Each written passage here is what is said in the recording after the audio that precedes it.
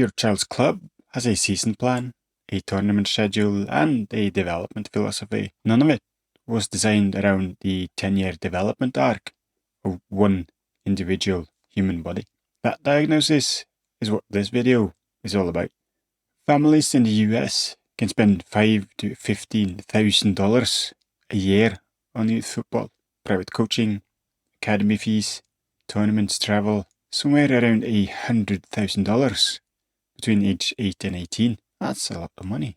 70% of those kids quit by age 13, not because they don't love the game, but because the system they're in is optimized for the team's needs, the season, and the results, not for the one individual player standing in front of the coach, and the kids getting the most coaching, the most drilling, the most structured instruction.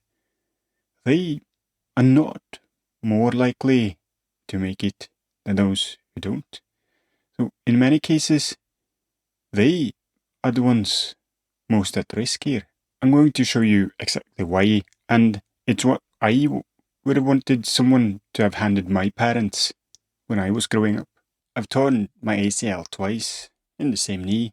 I've had 5 surgeries on that. First time it happened, I was practicing for my boyhood club, planted the foot and just felt it pop. Really, really painful. Would not recommend. The second time, I'd made it back and made all that hard work, and just it happened again. And as a result of that, I've got some permanent restrictions, things that I can't really do anymore. And I'm not telling you that for your sympathy. I tell you because that was the moment my mission started. I went back to university.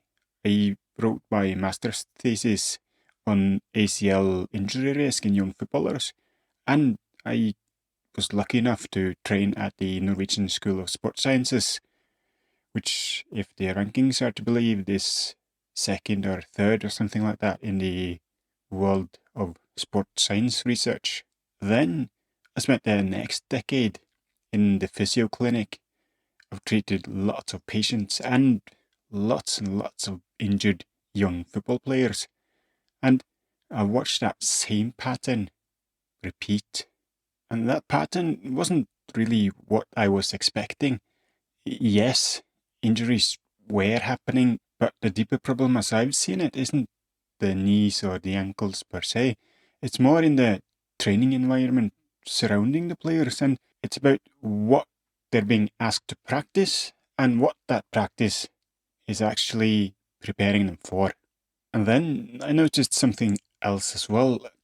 Kids who were technically really, really sharp in isolation, with fluid movements, they're composed, they're controlled.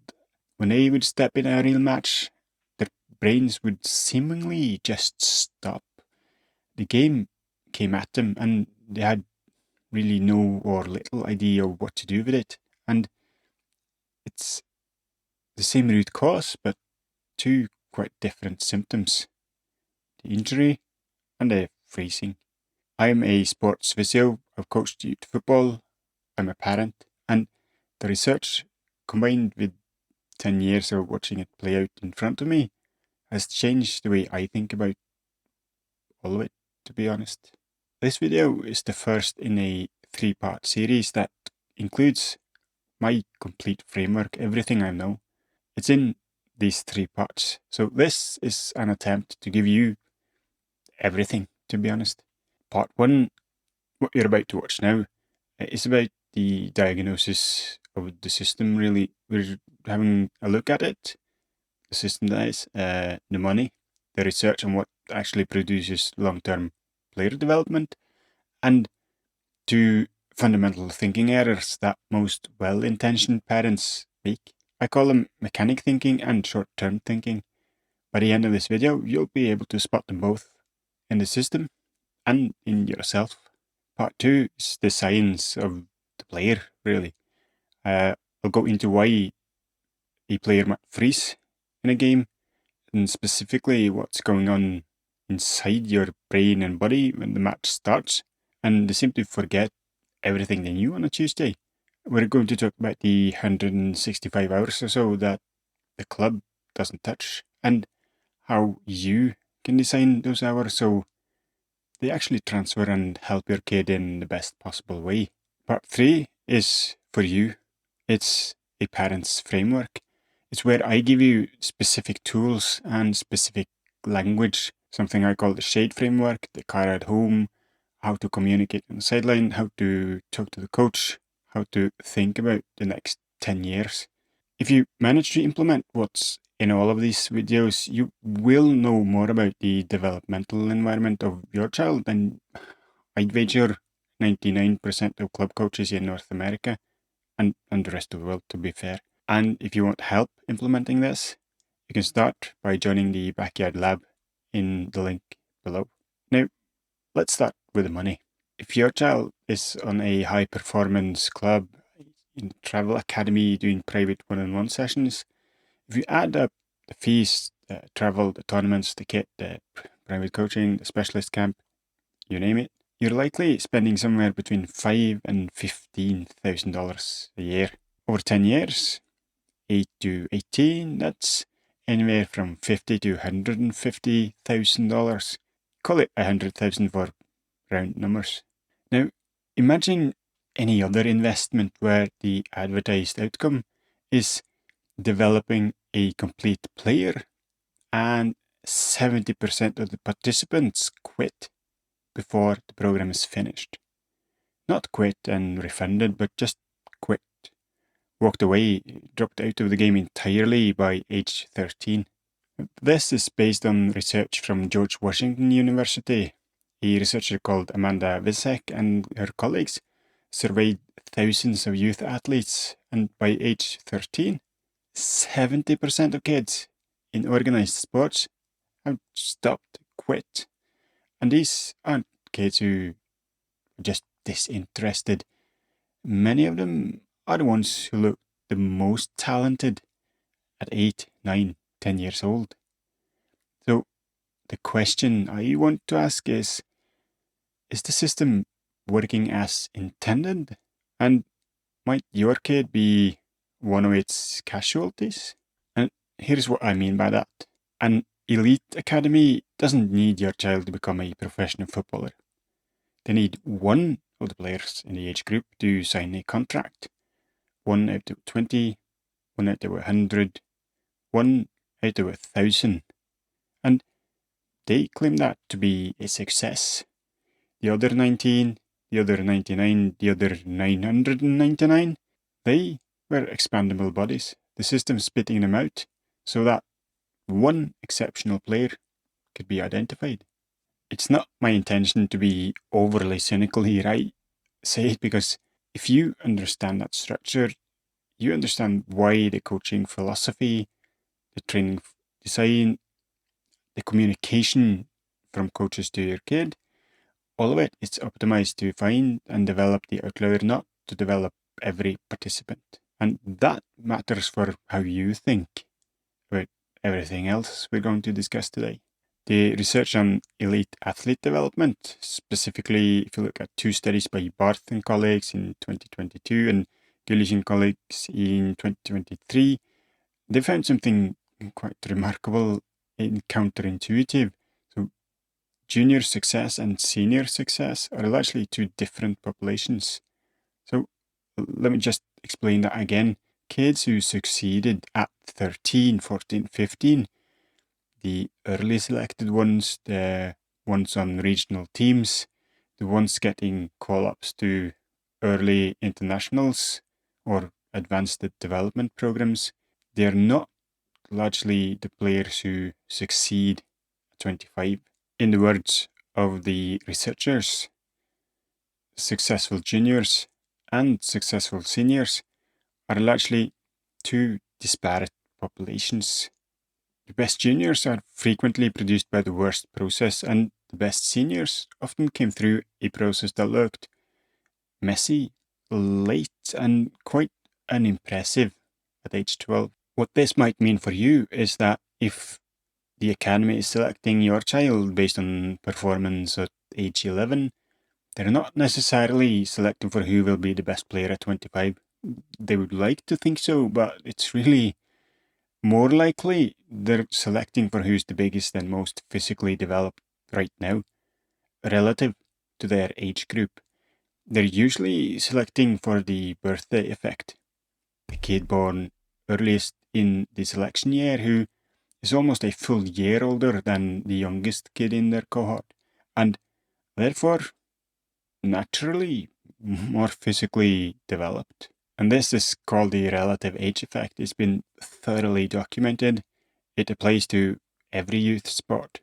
So in a given squad, kids born in the first quarter of the year are massively overrepresented relative to kids born in the fourth quarter. The fourth quarter kid who gets there despite being the youngest and smallest in the group is just as likely to be the more talented player, but chances are they're being cut just because they haven't grown fast enough for the ones doing the selection.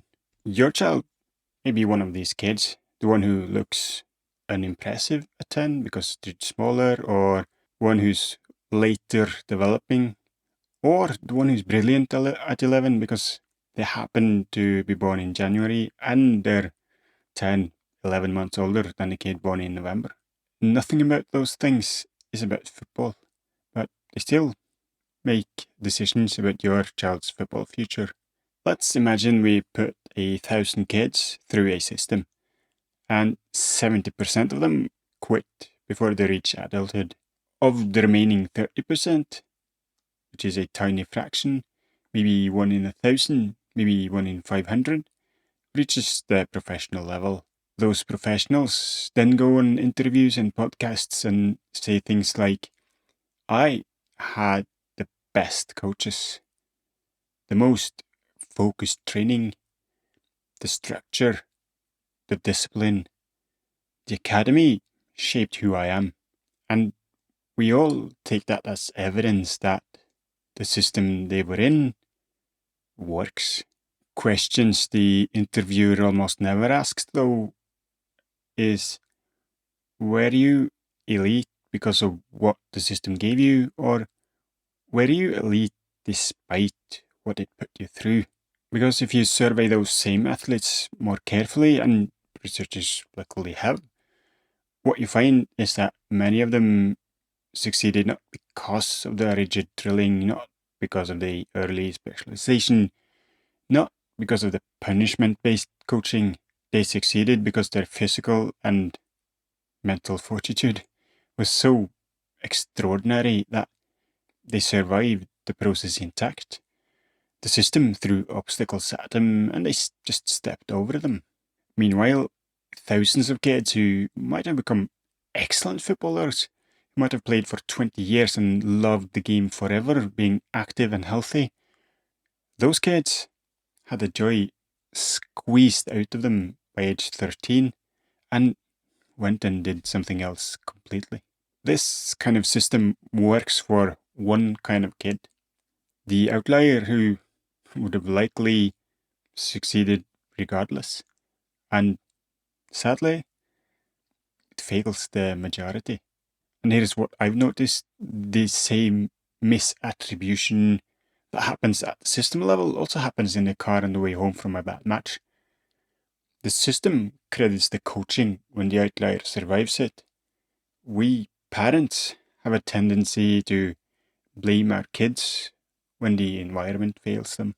So when your child freezes on a Saturday, when they get the ball and their brain seemingly locks up and the game passes them by, the standard response is to book more private coaching, more repetition, just to fix the individual, work on the technique. The implicit assumption is that the child is the problem, but the child really isn't the problem. The environment is the problem. Like I said, I spent 10 years in the physio clinic and I've read the research extensively.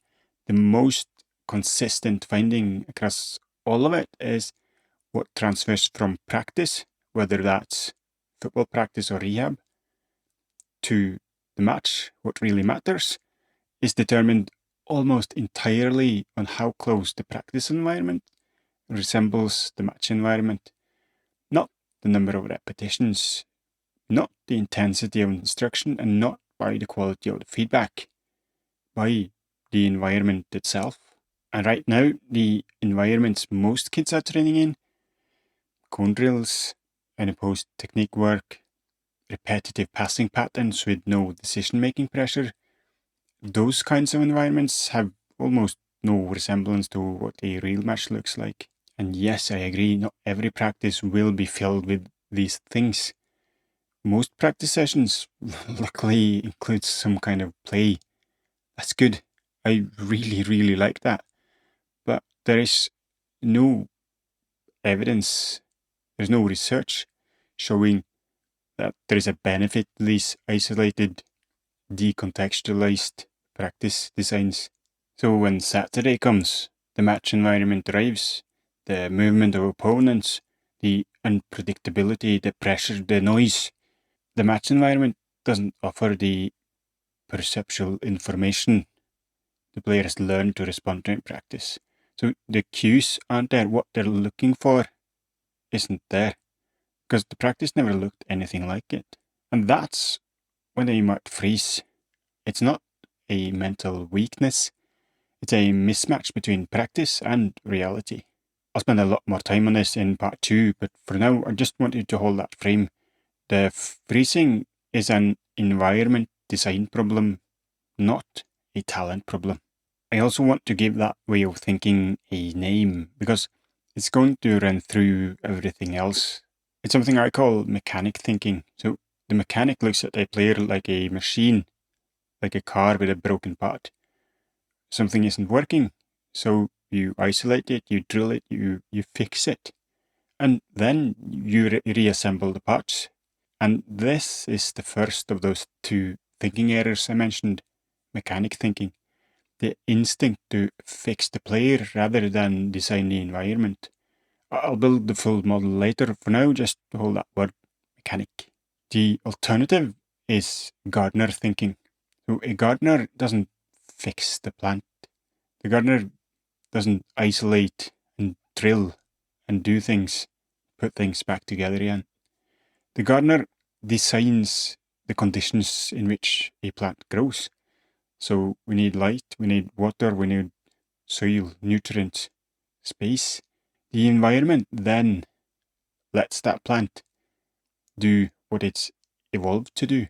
I'll give you the full picture on both those ways of thinking later in this video. For now, just hold those two words, mechanic and gardener, because what we're about to go through, the joy research, the biological loan, the early specialisation argument, everything I'm about to show you is a case for why gardener thinking produces better outcomes, and the system defaults to mechanic thinking.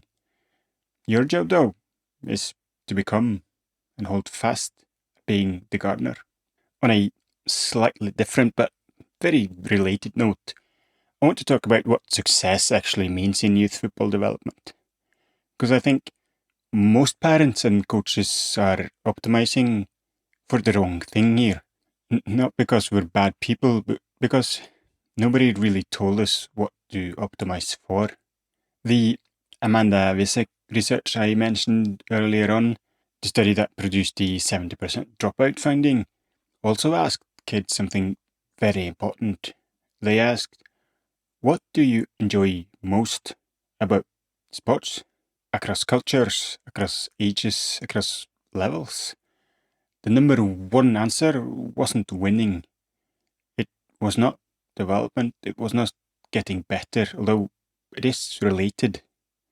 The number one answer was enjoyment. And more specifically, the enjoyment of experiencing mastery, the feeling of figuring something out, the social connection, the aliveness that comes from being in a game that's genuinely challenging and genuinely playable at the same time. And here is why this might matter structurally, not just emotionally. So, enjoyment in sport is not a nice to have. It's the primary predictor of continued participation. Kids who experienced enjoyment in training, not in winning specifically, but the process of playing and developing, they return. They come back to practice on Tuesday. They train more hours over a lifetime and therefore are far more likely to become better in the end. And kids who don't experience this enjoyment, well, the dropout clock is already running. And the uncomfortable thing about drill heavy, correction heavy, instruction heavy training environments, it tends to undermine conditions which produce enjoyment. This research, it identified 81 distinct contributors to enjoyment in youth sports. The top one had nothing to do with winning external rewards or adult approval. It had everything to do with the child's own experience of agency, competence, and belonging. Factors that heavily influence their internal motivation. When a coach stands behind the child, tells them exactly where to put their foot, exactly when to pass, exactly how to hold their body, they're not building that agency. They're building a player who needs a voice in their ear to function, and the moment the voice disappears, on Saturday in the match, the player could just freeze, look like a completely different player. It's not an accident, it's a predictable outcome of a predictable system. What we're actually building, and what this whole series is about, really, is a 3-layer pyramid. The foundation is joy and belonging. Not participation trophies and false praise, but real joy, the genuine experience of being challenged at the right level, figuring things out, playing with people you like. Without that foundation, nothing else gets built. Well, it's more like a house of cards then. The kid who doesn't enjoy it quits. The kid who only enjoys winning quits after the first hard season. The kid who enjoys the problem, the kid who gets excited by the puzzle of the game, that kid might just keep on playing. In that middle layer of the pyramid, we have reading the game. It's when a player sees things other players don't. It's when they have time on the ball when everyone else looks rushed.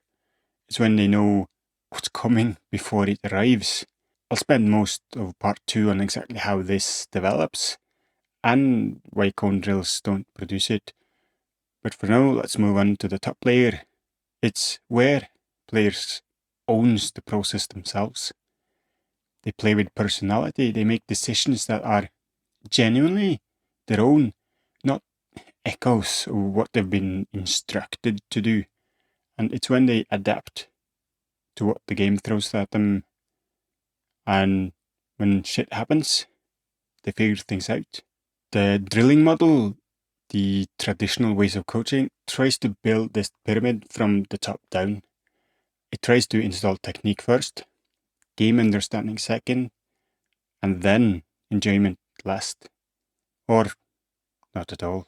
If we are to believe the research, then we should build from the bottom up, with joy first as the foundation. Then comes the game reading, the game intelligence, and then the technical ownership emerges from the bottom 2 layers. And it's really hard to reverse the order and get the same results. I also want to introduce another concept related to joy and development and not winning at the expense of those. I call it a biological loan. It's also where the second thinking error shows up most clearly, what I call short-term thinking. Making decisions for next Saturday, next trial, next season in ways that might cost your kid the next 10 years. The biological loan is the clearest example of what short-term thinking actually does to a young body. Here's the idea. When a young player's body is growing rapidly, particularly in the period just before and during the growth spurt, that's hard to say, which we call peak height velocity or PHV, the body is under extraordinary biological stress. Bones are lengthening, tendons and ligaments are being stretched. The neuromuscular system is being reorganized to cope with all of these changes. And the kid who just looked so fluid and maybe you'd call him natural at age 10 suddenly bumps into the doorframe at age 12 because their way of sensing where their body is in the world hasn't really caught up with their new body dimensions yet. So they look clumsy. During this phase, the biological bucket, the capacity for our kids' tissue to absorb training load without breaking down, is at its smallest relative to the training load being applied. Sadly, this is also the age when more serious youth football academies are turning up the intensity with more sessions, more gym work, more competitive matches. This is when the biological load is being taken out. The players who are physically biggest at 13, 14, the ones who look the most impressive, the ones getting selected for elite teams, are in many cases the ones who are furthest through their growth spurt. They've taken the biggest biological loan. Their bodies have been reorganized the fastest. And they're playing the most matches, getting the most training, bearing the most load. I've seen this play out in the clinic more times than I can count. The 15-year-old who was to stand out at 13, multiple growth plates under stress, connective tissue load through the roof, comes in with a knee, hip, or back that's been quietly accumulating load for 2 years while everyone was congratulating him or her on their performances. And now the loan comes due, sometimes at 15, sometimes at 17, sometimes 22, when they should be entering their prime, really. And here's the second half of this concept, the 16-year cliff. Research that I referenced earlier from 2022 looked at long-term career trajectories of players who had strong junior records. What they found was that many of the players who were best at 13, 14, 15, the ones academies were fighting over, showed a flattening in the development in late teens. The ones who were not selected at that age, the later developers, the ones playing in less prestigious environments, many of them continued to improve and eventually overtook the early selected ones. The research calls the peak of the early selected performances around age 15 to 16, the 16-year cliff. And many early selected players plateau here or begin to decline relative to their peers. The cohort that was overlooked begins to emerge instead. Why does this happen? Well, there are probably several reasons for this, and here are some. The physical advantage disappears, and if they've been training on borrowed biological time, they now might have injuries and overuse problems that their less loaded peers don't have to contend with in the same way.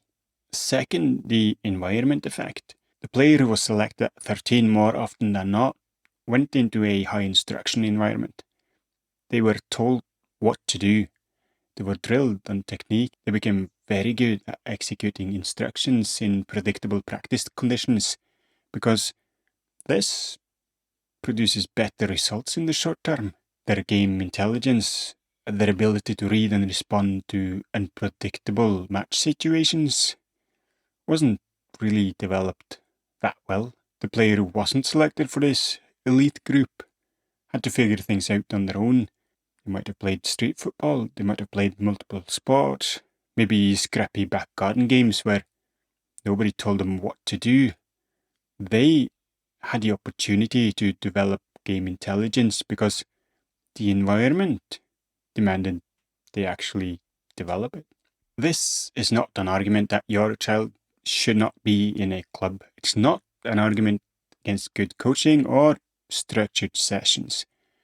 It's an argument against a specific kind of environment, one that substitutes instruction for game intelligence development and environments that loads young bodies past their biological tolerances before they've had a chance to develop the game intelligence that will matter for the rest of their careers. Let's talk about multi-sport participation because this comes up every time I discuss this. The standard youth sport parent logic goes like this. My child wants to be a football player, so he should play football as much as possible. And if they also play basketball or tennis or swim, those are hours away from football, and those are hours they'll never get back. I get that logic. It's not the complete picture, though. The research on elite athlete development consistently shows, and this is not a fringe finding, this is as robust as the research gets. Professional athletes who play multiple sports during what the researchers call the sampling period from age 6 through 15, they consistently develop better in their eventual sport of specialisation than athletes who specialise earlier. Not by a little bit, by a substantial amount on average. Why? There are lots of reasons for this, but it comes down to the principle of exploration versus exploitation. First, we've got movement literacy. So every sport promotes different movement patterns, ways of interacting. Basketball promotes lateral quickness and jump mechanics. Tennis promotes hand-eye coordination, reaction time in open environments. Swimming promotes shoulder stability and breath control, among other things. The kid who plays all three arrives at football with a richer movement vocabulary than the kid who has only ever kicked a ball. By exploring earlier, the child can exploit their more advanced movement literacy later on. Second, game intelligence transfer. So all invasion games, be it football, basketball, hockey, lacrosse, they share some fundamental skills of reading the game, reading space, timing movement off the ball. They teach principles of decision making under pressure with opponents in your peripheral vision and in your face. The child who's played basketball is already good at reading off the ball movement, and that transfers quite well. Exploring these different environments gives kids a wider array to exploit later on, not a narrow frame that kids get from only one sport. Third, we have injury prevention. Different sports stress different joints, muscles, tendons, and growth plates. The multi-sport athlete distributes load across the whole body. The early specialized athlete pounds the same joints and tissue year after year at a critical stage of development. That's not a very good recipe for a healthy 25-year-old body. And there is quite a lot of emerging research in this area where this early exploitation, this early specialization, is tightly linked to particularly overuse injuries, whereas early exploration, participating in multiple sports, seems to be protective of overuse injuries later on, even for the ones at the highest levels as adults who really exploit their physical prowess as professional athletes. And fourth, but certainly not least, we've got intrinsic motivation. I touched on it just very briefly earlier on. The child who plays multiple sports arrives at the age of 14 or 15 with genuine choice. And they choose football, not because it was the only thing they ever did, because when they compared it with everything else, they still wanted to play it. That choice matters. Intrinsic motivation, doing something because you genuinely want to do that thing, not because you've been forced into it, is one of the strongest predictors of long-term participation as well as enjoyment. The Norwegian model is the clearest natural experiment we have. Norway delayed academy entry to age 15. Before 15, multi-sport participation is actively encouraged at the national level. There are no elite academies pulling in 12-year-olds.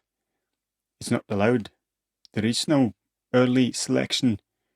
There is, hopefully, less specialisation than happens anywhere else.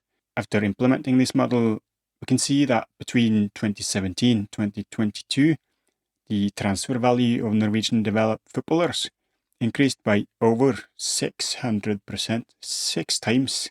I'm not telling you to pull your child out of their club. I'm telling you that the evidence strongly favors a child who plays freely, plays multiple things, and doesn't specialise hard before the age of 15. If your club is trying to lock your child into a year-round single sport training at age 10, 11, 12, that decision is being made in the academy's interest, not your child's. Remember the explore versus exploit principle? There is a time for both, but exploration should be first in line. This is the most important mental model that will reshape how you see your role for the rest of the series and hopefully for the rest of your child's development. It's two ways to think about developing a football player. The mechanic thinks about a player like a machine that has parts. Some parts are working correctly, some are not. Your job as the mechanic is to identify the broken parts, isolate them, fix them one at a time, and then reassemble them. Drill the passing until the passing is fixed, then drill the first touch until the first touch is fixed, then drill the shooting, fix the parts, and then reassemble the player. Intuitively, this model makes sense because it's well known to us. It's how we fix cars. It's how we debug software. It's how a lot of us were taught to think about improvement in most everything. A gardener doesn't fix plants. A gardener creates conditions. They study what the plant needs: light, water, soil quality, nutrition, temperature, protection from wind, and they design an environment where the plant's own natural growth processes can do what they're evolved to do. A gardener doesn't grow a plant.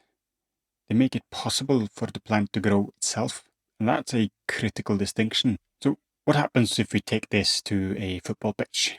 A mechanics approach, isolate, drill, fix, assumes that football skill is a set of individual components that can be learned separately and then assembled into a complete player. It assumes that a perfect passing technique practiced in isolation will transfer to a match. It also assumes that information about the body's position, if you say lock your ankle or chest over ball, is what the player needs, because that's what it looks like from the outside. But a lot of evidence says that it's not completely true. Football is not a collection of isolated techniques. Football is a continuous stream of perception, what the player is seeing and doing, and the decision making going on. So every single touch is preceded by information gathering. Where are the teammates? Where are the opponents? Where's the space? Where's the ball going? The technique exists in the context of that information. The premise of this approach is that you can't train technique without the information and expect it to work the same when the information arrives. The mechanic drills the passing. The ball arrives to the player in a clean, predictable path. The player executes the technique perfectly. Then Saturday arrives, and the ball arrives at an awkward angle with two opponents closing, a teammate making a run in the periphery, and the goalkeeper screaming something. And the player freezes. Not because they haven't practiced enough, but because they haven't practiced in conditions that resemble that. The gardener doesn't fix the passing. The gardener designs an environment where the player has to receive, decide, and pass under genuine pressure against real opponents with genuine consequences, repeatedly at a difficulty level that is genuinely challenging but achievable at the same time. The player solves the problem themselves. A 100 times in 100 slightly different versions, because we can't replicate every situation that's going to happen in the game. It's not possible. The skill that comes out of the other side of that process isn't installed, it's grown. And because it was grown in conditions that resemble the match, it works better in the match. Throughout this series, when I talk about environment design, what to do in the backyard, how to set up a game for your child, what to say and what not to say on the sideline, everything I say is Gartner thinking. Your job is to not fix the player. Your job is to design the conditions.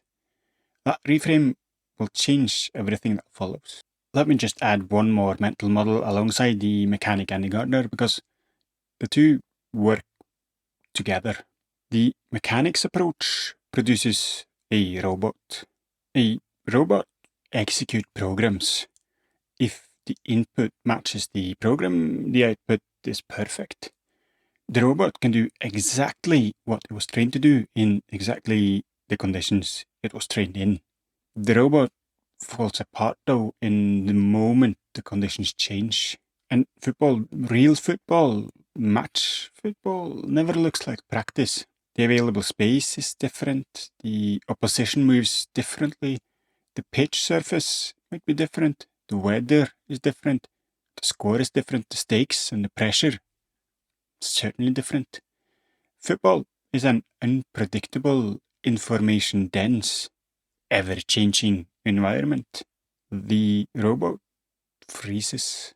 The gardener's approach, over time, produces a master chef.